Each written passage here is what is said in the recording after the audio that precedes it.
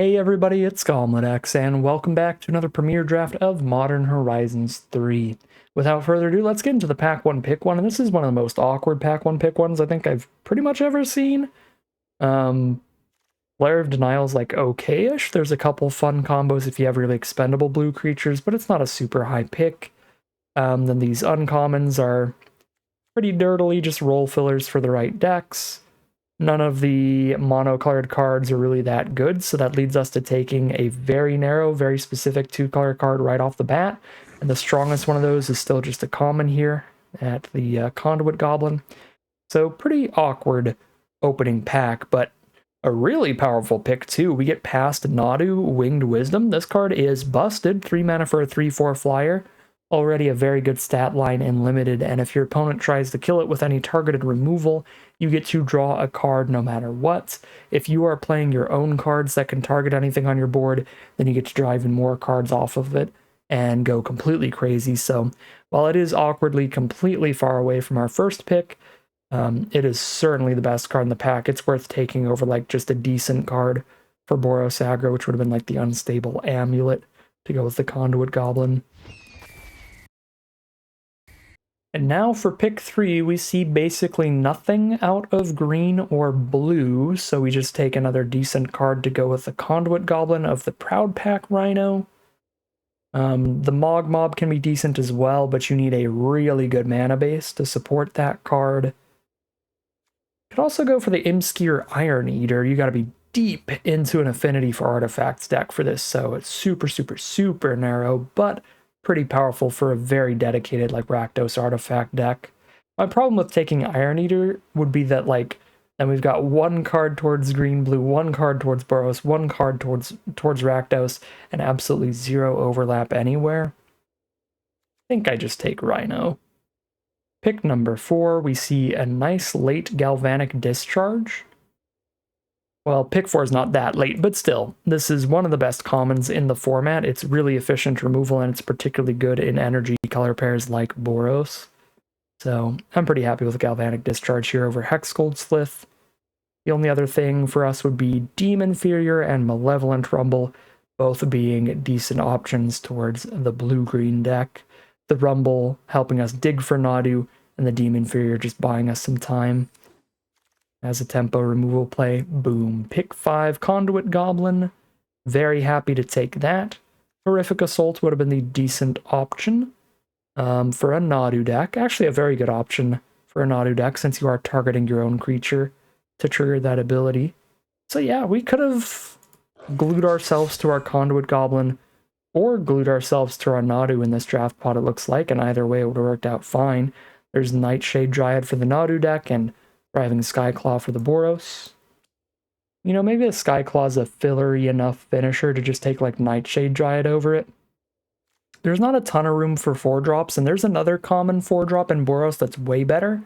The 3/3 flyer that immediately puts a +1/+1 counter on 2 other creatures. Nightshade Dryad, I think, is much less replaceable than Skyclaw is for its respective decks, so we'll take that and still have our little green-blue Nadu backup plan a little bit. And there's the really good 4-drop flyer. The Area Auxiliary I will certainly take over some okay Nadu deck options. This one being much better than the Skyfisher. Solid Menace filler aggro card. If we get some of those sack lands, we can get spawn out of it too, which makes it much better. Or the Malevolent Rumble, again for digging to Nadu. I think we take Precursor here. There's a green-blue landscape and nothing for Boros. Priest is just like a way worse version of the Dryad in this set. There's not really an elf theme. Pick 10. Infernal Captor for Boros aggro as a finisher if we end up with some good token production. Mog Mob if we end up with perfect mana. Nothing out of pick 12.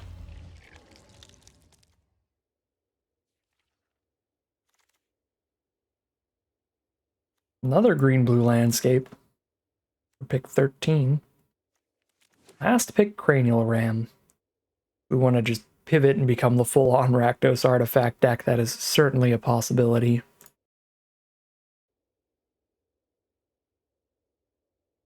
So we got an on-color rare here with Philia. I don't think I've ever played this card yet. This is a 2-mana 2/2 flash. So cast her at instant speed. Whenever Philia attacks, exile one other target non-land permanent at the beginning of the end step, the next end step. Return to the battlefield under its owner's control. If it entered under your control, put a +1/+1 counter on it. So you just, whenever this attacks, you flicker one of their blockers out of the game. Or you can flicker your own card to redo its enter the battlefield effect and put a counter on this. That seems really, really good. That as good as Disa? Probably not, but Disa is also way harder for our deck to work our way towards. Philia is going to be real easy to just shove into a Boros deck. Speaking of things we can shove into a Boros deck, this is going to require a little bit of work, but Eldrazi Linebreaker can do an insane amount of damage.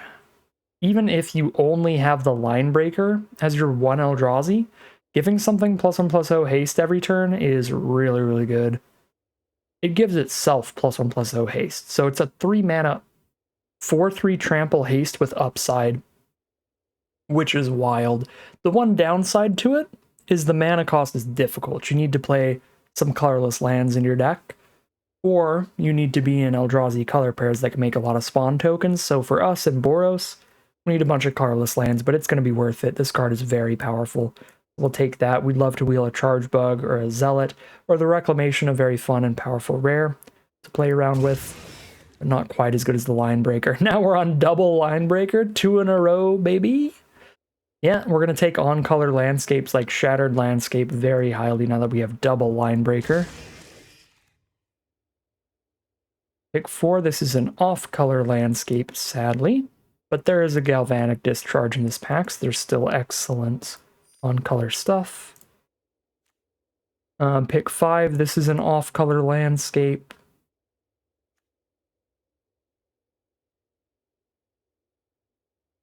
This card seems real bad. I've played against it one time, and it just really didn't work against me. And the best card's Wither and Bloom, but we might need to just take off-color landscapes at this point with double Linebreaker. Reclamation is good with landscapes and a bunch of really low mana value creatures.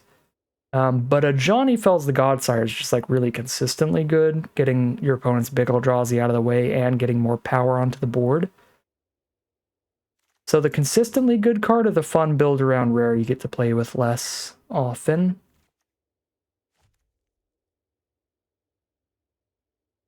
I'm going to take the consistently good card. We can probably wheel the other Reclamation. There's another colorless land. These landscapes are all just straight up wastes in our deck, awkwardly. I guess these ones are red or colorless. At least there's that. Sundering Eruption, random way to find lethal that we can run over a mountain. Pick 9 Disa? That's crazy. No Jund player here. What if I were to become the Jund player?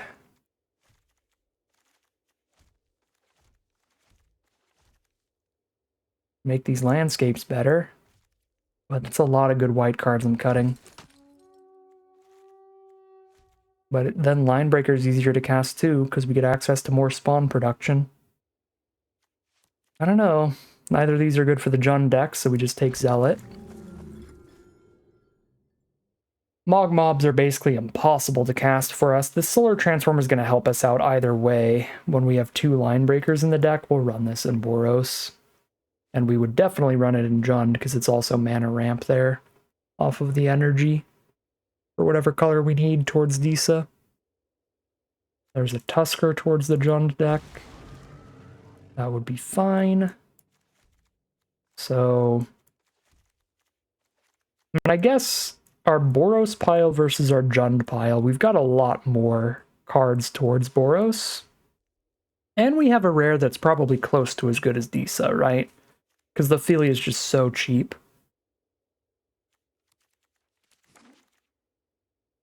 For still a pretty impactful ability.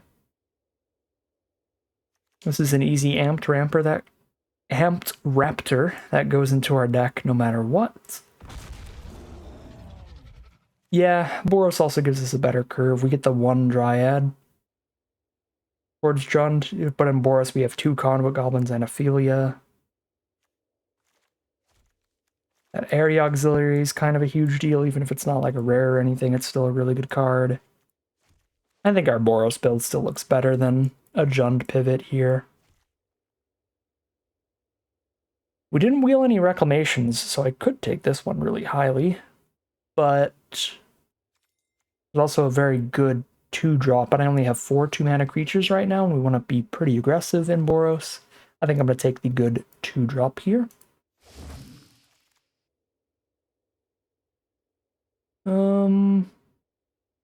Jolted Awake is an interesting option.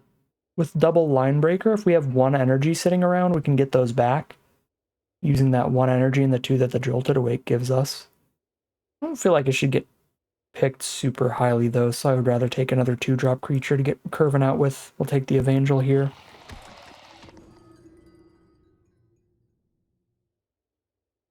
Dog Umbra, get a blocker out of the way. Don't have a super high non-creature count right now, it looks like.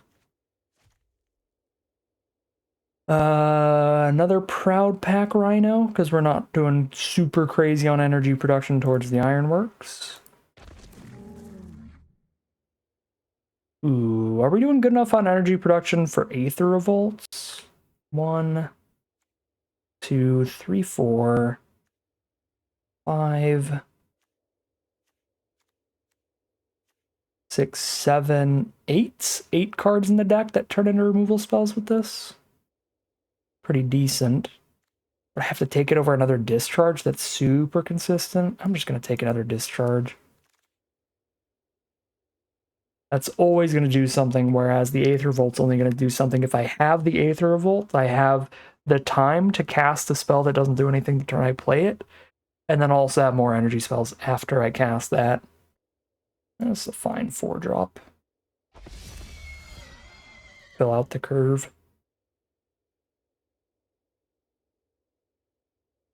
This pack's nothing. We did not find good landscapes for these line breakers, so we have to run basically 4 wastes in this deck for the splash. That's gonna be awkward. Solar Transformer is definitely the best card we managed to pick up to go with it. Oh, we did get a Reclamation to come back. Sure, I'll play around with one of these. That'll be our rare version of Jolted Awake, and we can play that as well. And I actually would love, like, a discard a card, draw a card kind of card in this deck, so we can try to discard these line breakers and reanimate them with that nonsense.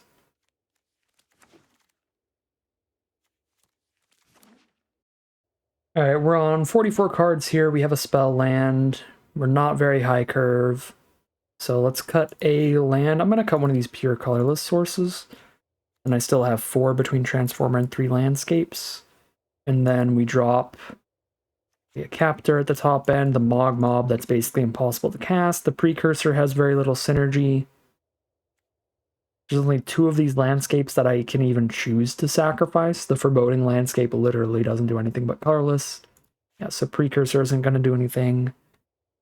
And then one last cut. Mediocre combat trick. Call it a deck and just try to steamroll some people out of the game. Definitely heavier on white spells than red spells, but the early discharges make me want that red pretty early. I do have an Eruption for an 8th red land, though, so this is kind of an 8-8 split this way. Yeah, we'll do that and head into the gameplay. Here we are on the draw for game 1, hoping to draw into pretty much perfect mana with this hand, which is quite awkward.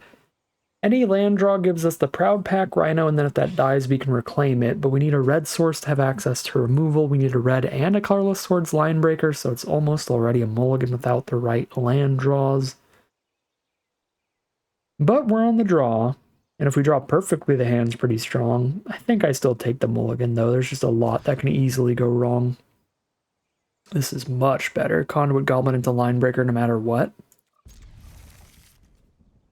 We go red source hold up discharge into white source play the Goblin into colorless source play the Linebreaker and jam. There's the discharge to get that out of the way so that our 2 toughness creature can attack in later. There's a reclamation if they kill the Linebreaker. Let's go.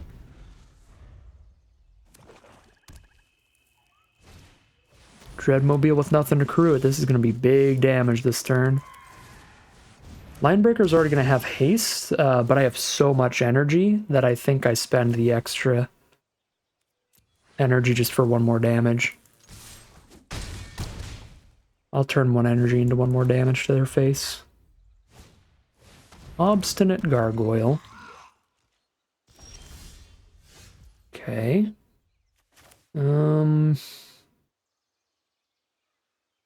Haste out the Proud Pack Rhino with Linebreaker. Shield counter up the Conduit Goblin, because that's the only thing at risk of dying here.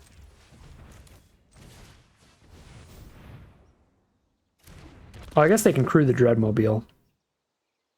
I think I still do this, and if they crew Dreadmobile, then we discharge in response to the crew. Ace that. Extra power there. Trample over a little harder.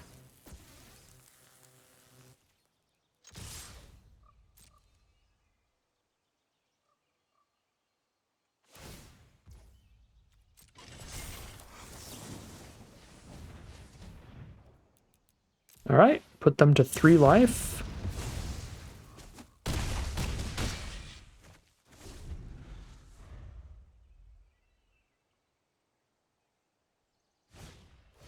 Chthonian Nightmare. They can sack the Gargoyle, it persists, and they bring back the Dream Drinker Vampire and have both on board for multiple blockers. But at 3 life, I do not think it's enough. Without a 1-mana play here. I guess with lifelink it is, barely. They're essentially at 5 life. Chump, take 3. I guess I double buff the trample and they're still dead, right?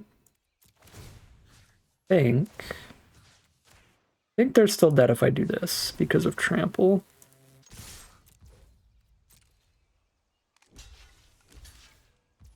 Yeah, it's just 5 damage.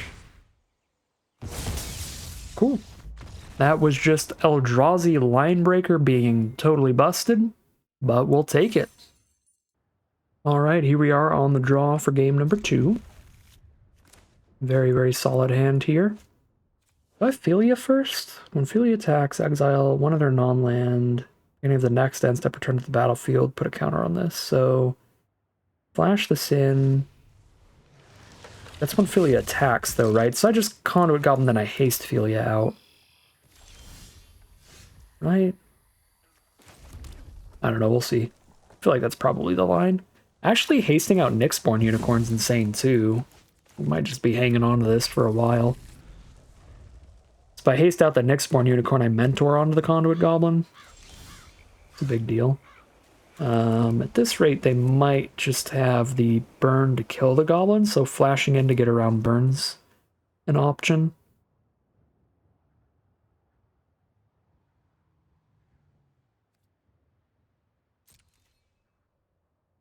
And they've got a landscape to crack too. I guess if they burn the Goblin, they don't get to burn the Philia later, and I still have 2 energy to use on other stuff. Like this discharge is now 5 damage. Yeah. If they've got Galvanic Discharge, they've got Galvanic Discharge.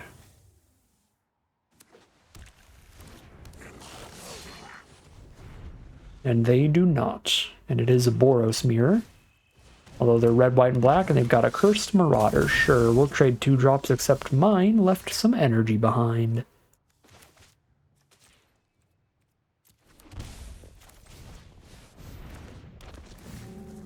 Please don't Marauder me again. I'll be very sad. I would like my Pack Rhino. to actually use its shield counter for 2-for-1 value. No! Chthonian Nightmare Accursed Marauder is one of the most annoying combos in the set. It turns any creature they play into another Accursed Marauder.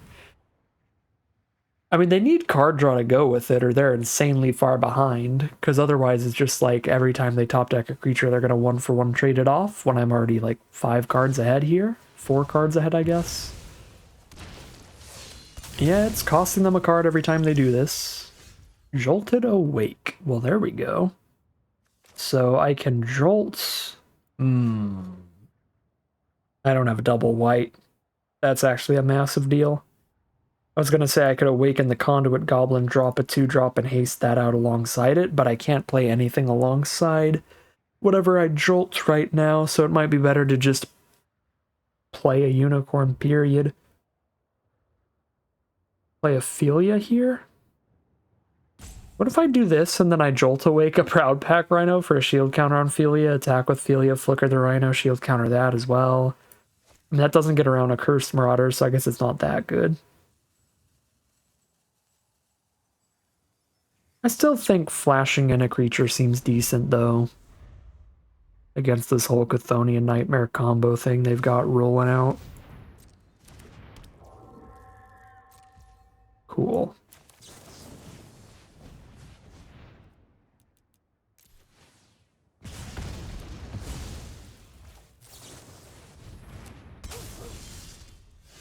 It's Reclamation, too. So I can save Jolted Awake for when I could actually do something else with the other mana.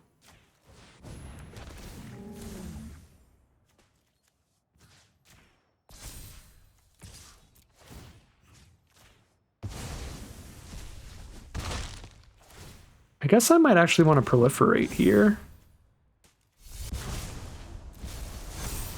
Because if they do the Chthonian Nightmare Accursed Marauder thing, I'm just going to sack the Rhino. So this way, if they do that, I sack the Rhino, but now Ophelia is even bigger and even harder to kill with 2 shield counters on her. No, Bolt plus... They could play the Chthonian Nightmare, but they don't have a creature actually for it yet.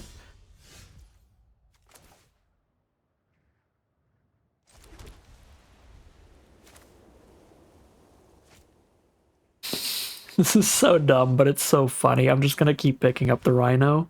I probably should pick up the Goblin to haste out the Unicorn or something. Just gonna proliferate, flicker, proliferate.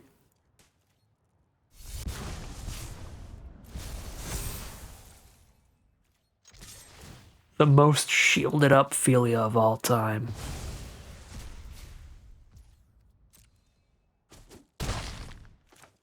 Here's another creature for the Accursed Marauder sacrifice.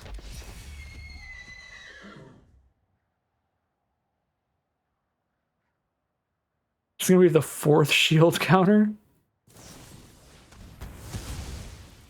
Alright, there goes the Unicorn.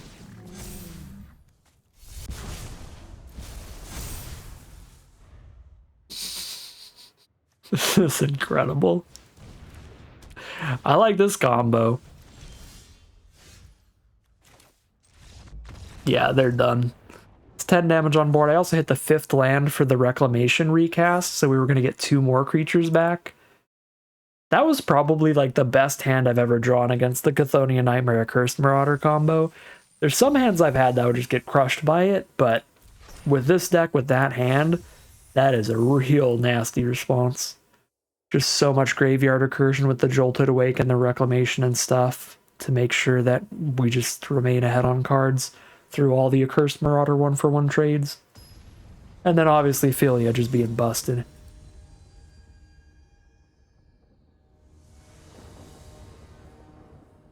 Alright, here we are on the play doing nothing until turn 3. Alright. I'm fine with that when we have both of our colors and we're on the play. And we've got great late game plays as well.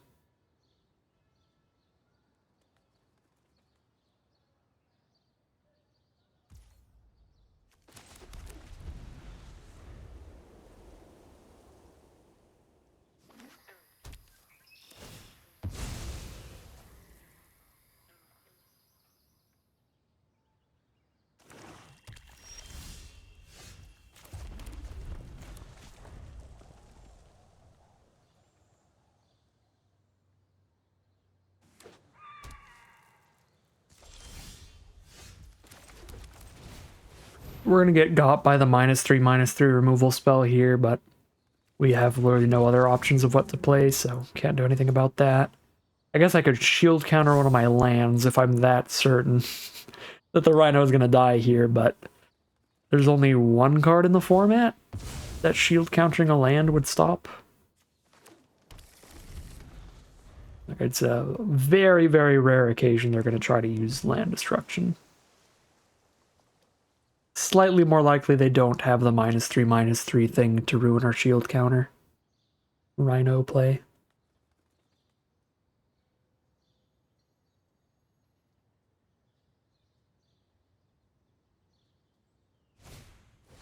Deem inferior. Tuck it back into the deck. I'll redraw it. Find auxiliary. Play a 3/3 on the ground or a 3/3 in the sky. We'll just play the 3/3 on the ground. So that when I do play the 3/3 in the sky, I've got more cards to put counters onto. Makes the redrawn Proud Pack Rhino a lot better. Now that I have a support 2 card, I'm hoping perfect. I'm hoping they play something that I can fell here. Then those are my 2 creatures I put counters on with auxiliary, and then after that, I then proliferate those counters with the Rhino.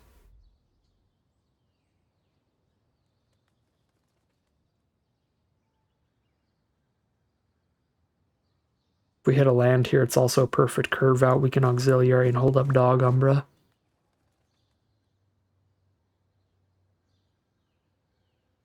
But I don't want to flood out either, so I wouldn't mind drawing a land or a non-land. Land it is, so let us pre-combat the auxiliary for extra damage. If they don't kill the Rhino with an instant here.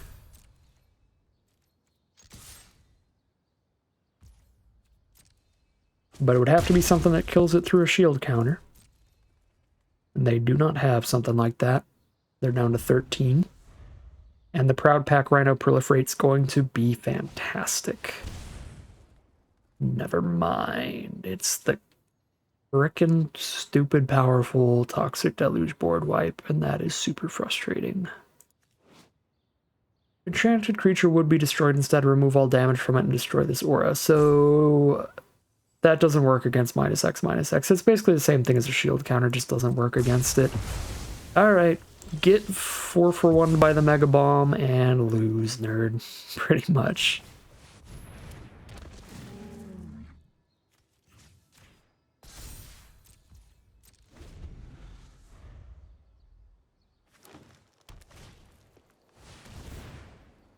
Yep, now they just play a bunch of big Eldrazi I can never get through. And I'm way behind on cards. Guess we make this a 5/5, so in theory it can get through. If it ever untaps.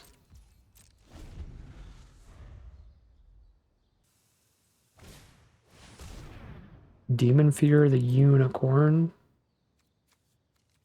Ditch that, looking for colorless sources for Line Breaker.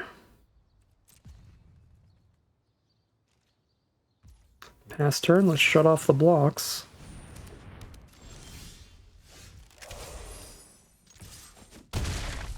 Do we have discard to draw on this deck? We don't have anything that discards to draw.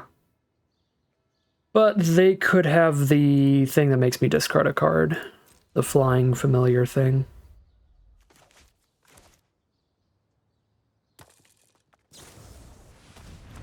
There's the Wither and Bloom.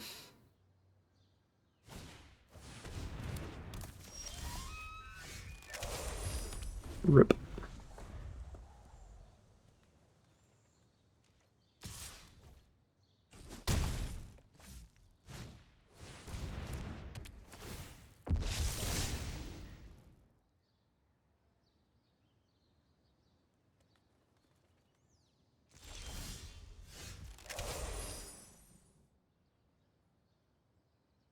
It doesn't even work here. We have no energy.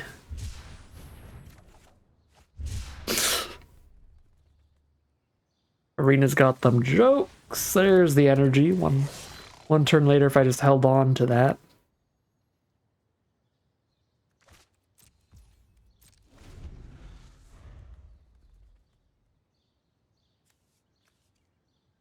I don't even think any of these are that good. I mean, we could have picked up the auxiliary. That would have been the best. They don't have any reach or flyers right now. Yeah, no, that actually would have been a big deal. If we just held on to Jolted Awake Goblin and to pick up auxiliary would have been big.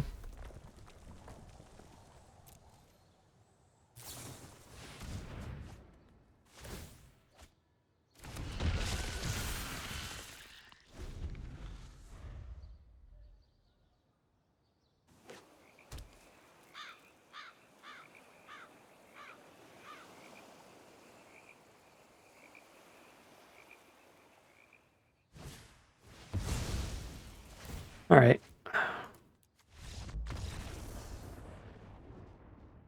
2-1 it is. They basically just won the moment they cast Toxic Deluge, but it does take a while to confirm that. We are 2-1 heading into game 4. Here we are on the play for game 4. If we find a colorless source, this hand is going to be insane, but even without, just Conduit Goblin into a Proud Pack Rhino is a pretty good curve.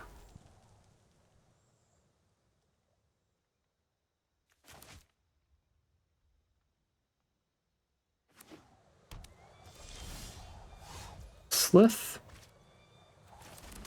Play Conduit Goblin over Slith for bigger damage next turn.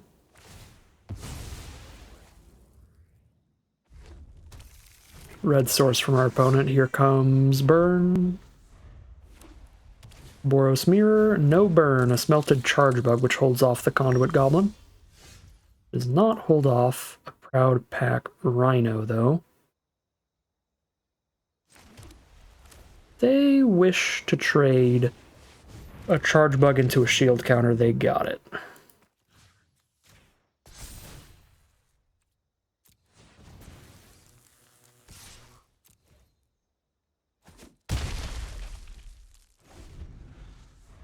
I guess Conduit Goblin's not going to be able to block anyway, so I probably should have sent it in just in case. This is that weird reverse world where they would have wanted to jump. And we could have snuck 2 extra damage in if they were going to block Rhino anyway.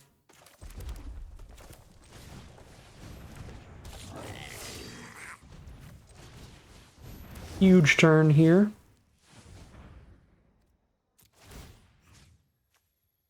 Haste the Slith.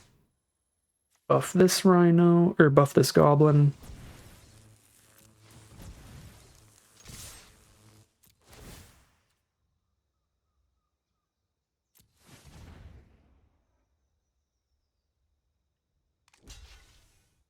Technically, I could have hasted the Summoning Sick Goblin, but I think if I did that, I would have ended up just not wanting to attack with the 2/2 anyway. Like, I think no matter how we do this, we want to just hold back the unbuffed Goblin.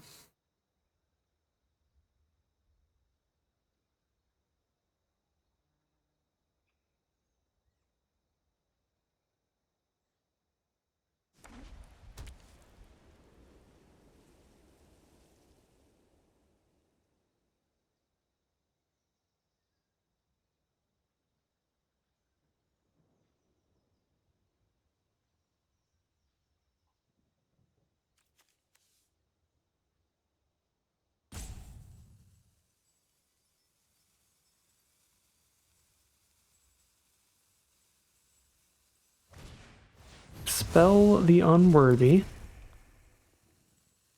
Exile the Slith. Send in the Charge Bug for an energy. So if they play a 2-drop that makes 2 energy, that's super bad. That's pretty stable.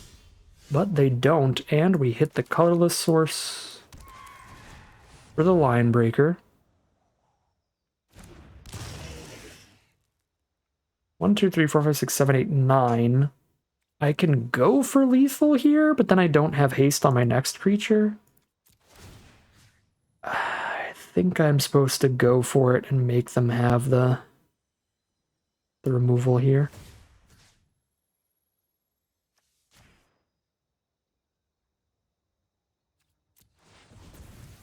This is 10 damage on board. Dog Umbra. Gross. Gets around the shield counter.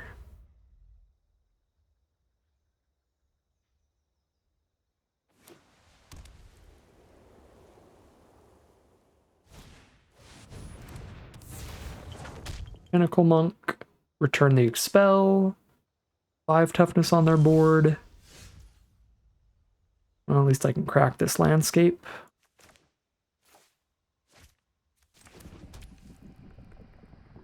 Yeah, we don't have swings now. And then they just expel the Line Breaker and win from there.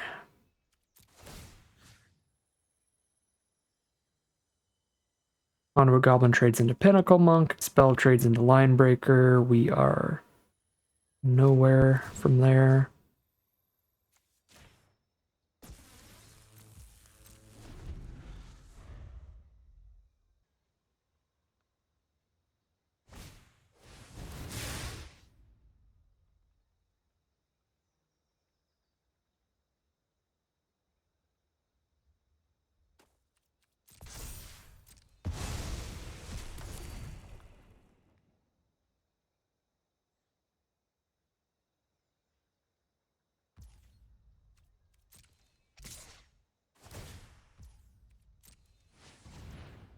Opponent works their way up towards the 3 energy they need for another 3/3. Oh, and they just have it regardless. It's 3 blockers even with the attack, yeah. So you definitely swing there.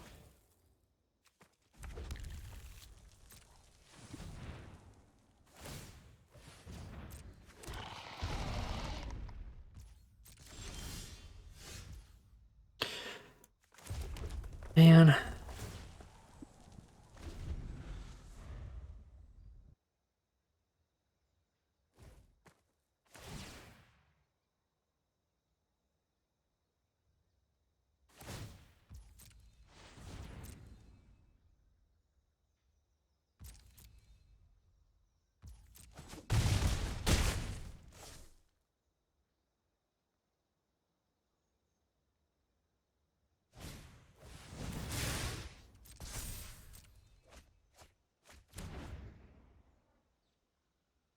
Blood-soaked Insight from our opponent hits 2 spells and 1 land.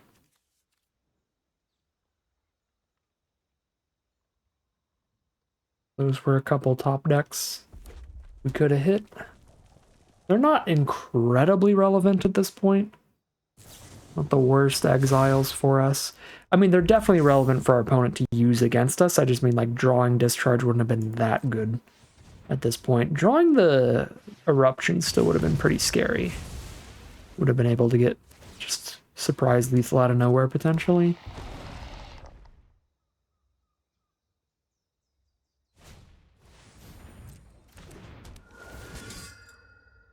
Well, now they have exact lethal on board.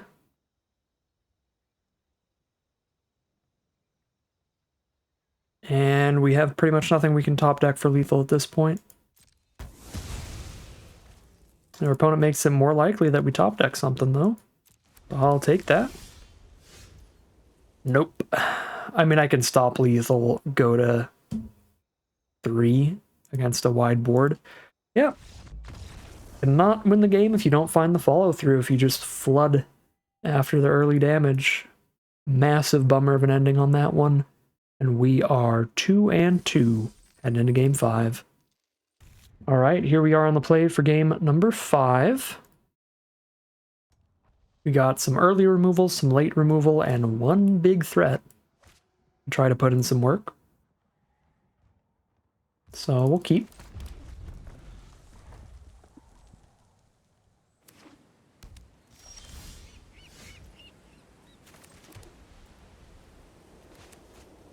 Now I've got the double white towards the Fell the Godsire here.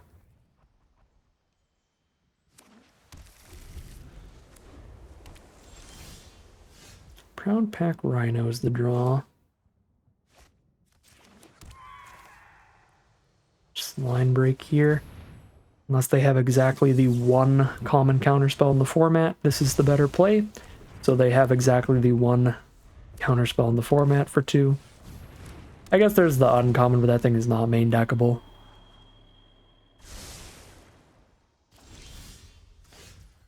Well, that's funny. I mean, we do that, right?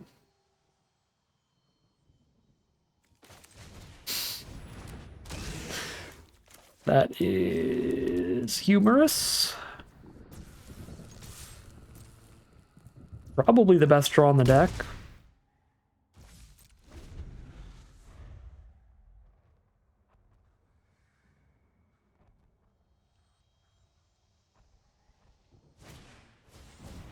Royal Cartographer, we can discharge that, but not quite yet, not till we crack the landscape. Should have cracked this on turn 2 since I had double landscape, since I had 2 different colorless sources. Instead of playing the plains turn 2, we could have played the red landscape and cracked it, and then this turn we would have had discharge up. Slightly rough land sequencing here. Well, so we're doing this now. Instead of felling the Godsire, they try to double block. We have discharge. They don't. We see what we want to discharge on their turn, probably. Give them one more cartographer energy.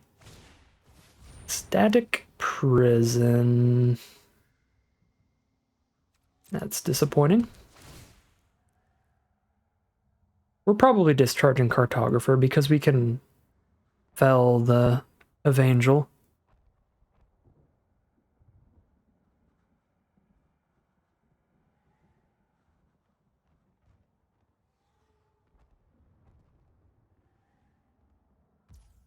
We're gonna get rid of the flyer, sure.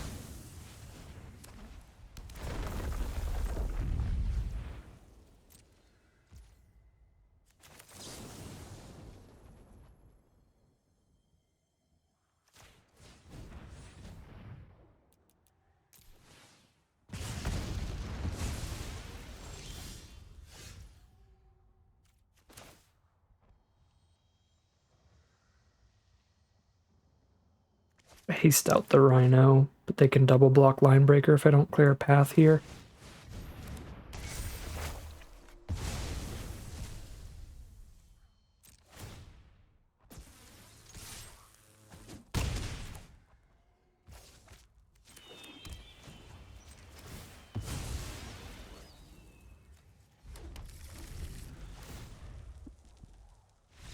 Alright. They just don't find anything to deal with the Linebreaker, and it's gonna trample over for lethal. I guess that's what happens when you draw 2 Eldrazi Linebreakers. So that doesn't matter that they clear out the first one. Pretty gross stuff. We are 3-2 heading into game number 6. Alright, here we are for game 6. No white source is definitely an issue, but I feel like Linebreaker is strong enough to keep it anyway on the draw.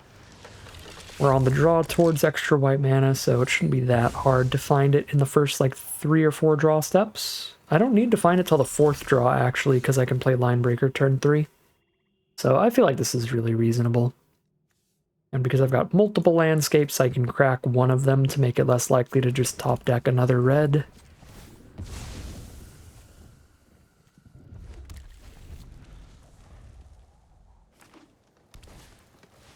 Cursed Wombat. Uh-oh. Hit our double white spell here.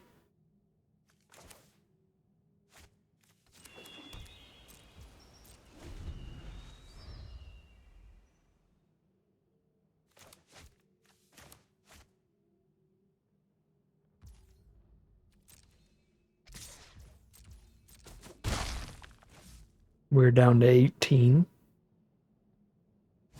And there's a Nyxborn Hydra that can get extra counters from this thing. They're stuck on 2 mana. Conduit Goblin is not a white source.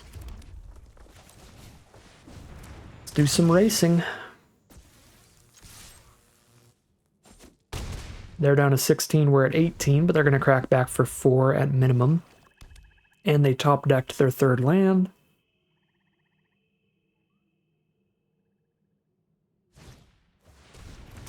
Gross. The accursed marauder to trade into the line breaker.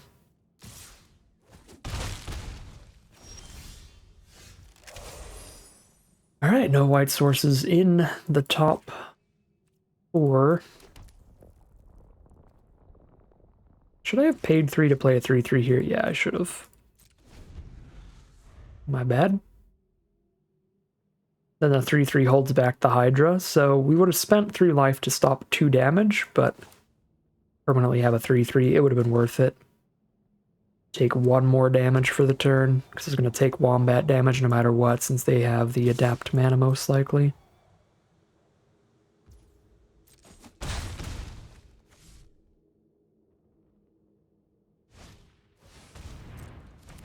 Now the Expanding Ooze gets to keep putting 2 counters on one of their creatures every time it attacks. Well, RIP.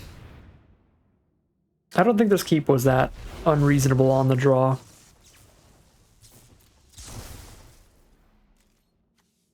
We just didn't find a white source in the top 5. We had 8 white sources in the deck, 8 out of like 33. 8 out of 33 with 5 chances at success. Yeah, this was just bad variance, it happens. And we die. And I would have died just as fast even if I played the 3/3, we would be dead this turn, because they could have just adapted Wombat on the attack that turn that we didn't play our 3/3. They would have attacked with just Wombat and adapted it and still hit for 4. So we actually would have been at 1 less life than we ended up at. Because they ended up attacking with both of these, not adapting the Wombat, and then, what, playing Ooze instead, I guess? Well, no, I guess I wouldn't quite be dead yet, but I mean, there's no recovering period. I'd be at like 3. Then they wouldn't have the Ooze on board, but can't cast spells, you can't do the thing. And I think it was worth the risk on that one. But the risk did not pay off for us, and 3 and 3 it'll be, out of just a little bit of rough variance. Flooded out in the end game after some great early damage for our second loss, and just got completely mana hosed in our final loss. I don't remember the first loss by now, because my short-term memory is terrible, and that was the longest game ago. But the other 2 losses did not seem particularly winnable, even with perfect plays. So, what can you do? Still a pretty solid, pretty decent deck. The biggest issue here is the mana base is a little rough, as we saw from some of those games, including obviously the final game there. And that's just because the line breakers need that colorless mana, and it's difficult for us to get it. We have 4 colorless sources in the deck, and I think had we thrown a 5th into the deck, sure, we could cast the line breakers more often, so it's not just stuck in our hand like we had in one of those earlier games. But then we have more issues like we had during our 3rd loss, where we just can't hit our actual colored mana as consistently. So I don't know. I think this is about the best build we could have built out of what we drafted, and about the best build we could have had in our seat at the draft pod. But a little bit of rough variance knocks us down to 3 and 3. Just a very average run. But that is going to end today's video. As always, I'd like to thank my patrons and YouTube members for their support, as well as you for watching the video. If you enjoyed this and you're interested in seeing some more like it, you can always like, comment, and subscribe to tell the YouTube algorithm to send you some more in your recommended feed. If you'd like to catch me live, you can check out the Twitch channel in the link in the description below. And if you'd like to support the channel directly, you can check out the Patreon link in the description below. But other than that, as always, thank you very much for watching, and I'll see you again soon for some more Magic Arena.